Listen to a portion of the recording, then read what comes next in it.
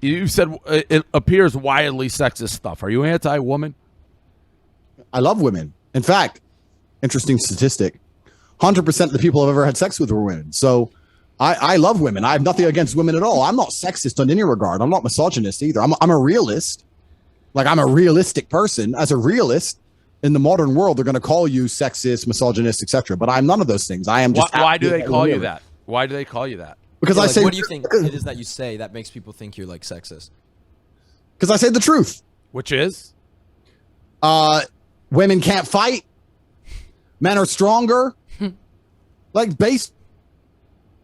More true things. I think another thing I said is and maybe I'll upset the ladies on the podcast. I hope not, but please correct me if I'm wrong. Probably will. I said if I were to get on a plane and that plane was to fly into the eye of a hurricane, there was a 50% chance of it crashing.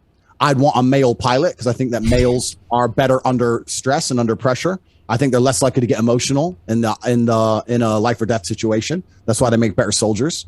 That doesn't mean that doesn't make me misogynist. That doesn't make me sexist. That's just true. Women are better at other things than men. And I'll sit here and say women are better at X, but I will say that men are better at Y. I'm not going to sit and pretend that we're all the same. We're not. Under pressure, when your life is on the line, anyone who's honest would want a male pilot in said situation. You would not want a female pilot. So I disagree with that. I think that's a person by person, but I agree with men are stronger than women. I don't think anyone can argue that. If you're telling me if you were to fly into a hurricane and you had the choice between a male pilot and a female pilot, you wouldn't have zero preference at all, Dave. Not knowing anything about either of them, they're both pro pilots. No, I wouldn't. We're not talking about dunking a basketball.